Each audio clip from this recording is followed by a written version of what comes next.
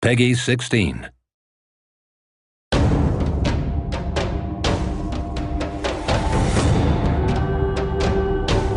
You encountered a lot of pirates in the prequel Risen, as well as in other games that we have developed, and that fitted pretty well with the dialogue style of the games and their quests, so we decided to turn it into a complete game.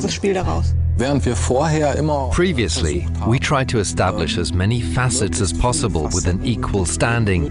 This time, however, we focused very much on the pirate setting, not least because you are left with almost no choice but to join the pirates.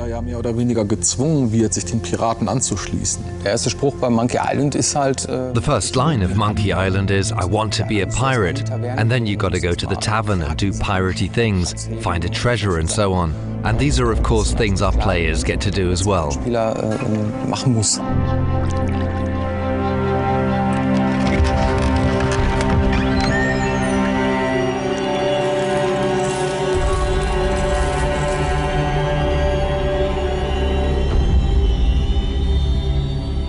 Wie man hier sehen kann, wollten wir raus aufs Meer und durch diese Schiffsreisen halt ein tropisches und exotisches Piratenspiel erzeugen.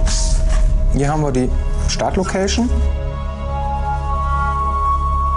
Hier lernt man das Spiel kennen in einem Tutorial. Du kannst dann am Anfang ein paar Monster plätten am Strand oder so, in der letzten Bastion der Menschheit.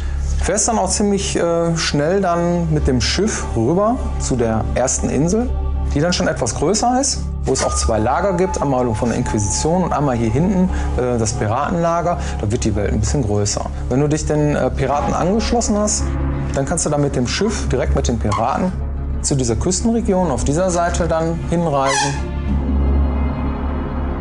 Die Welt wird immer größer und von da ab hast du dann irgendwann, hier kriegst du dann dein eigenes Schiff und kannst dann auch andere Inseln dann weiter bereisen. Es lohnt sich auf jeden Fall am Ende des Spiels, im weiteren Verlauf des Spiels dann auch nochmal Locations, die man schon bespielt hat, nochmal hinzureisen, weil es da auch noch mehrere Quests gibt, noch im hinteren Bereich des Spiels. Also wir haben damals angefangen. Back then, we started with the prototypes. We just built pretty rough landscapes and walked through them, put in a few trees and various placeholders and checked out how it felt. Too big, too small. After that, the prototypes went into production and that's when the game began to take on a life of its own. Teilweise von alleine zu wachsen. In Risen 2 haben wir mehrere Inseln und There are several islands in Risen 2. In the past, we built the game landscape by hand. That's a lot of work. You have to add a lot of details and create all the paths.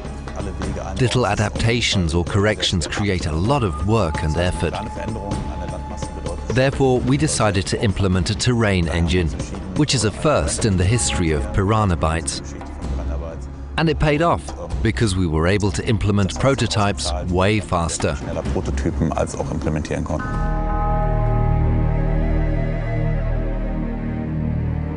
Beim Projektanfang von Risen 2 ging es erstmal darum, ein Setting zu erschaffen. Also wir mussten uns überlegen, was soll es überhaupt werden. Wir wollten halt dieses Regenwälder-Setting haben, karibisches Setting. Im Dschungel ist es eigentlich ziemlich dunkel. Ja, im Dschungel gibt es viel Schattenwurf. Es gibt unterschiedliche Baumhöhen und es gibt viel Bodenvegetation.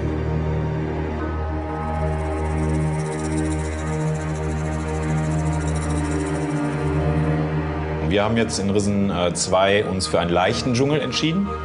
Ja, also weniger dicke, große Bäume, sondern eher dünne, kleine und davon ganz viele.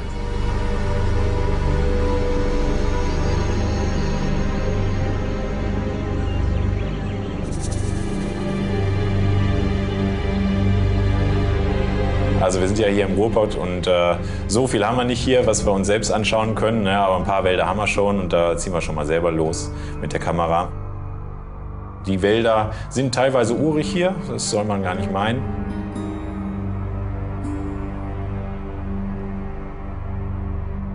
Es ist wie immer gewesen. It was the usual struggle of making it neither too big nor too small. We tried to keep things balanced out. On the one hand, you've got to create a world that's big enough to make it plausible that you require a ship to get from one scene to the next. On the other hand, if it's too big, it gets boring due to the sheer size of it. We used the islands to put certain structures in place. At the start, players have no ship, so they are told to go to Island A, then to Island B, and suddenly you get your ship and you can get to Island C, D, E, F, G, in whatever order you desire. We had to think about how to give each island its own unique character, so that every time you set foot on a new shore, you'll find yourself in the same situation, washed up onto an unknown island as in Risen 1. The settings and plots are set up correspondingly. Originally, we intended to have smaller locations, but a lot of them.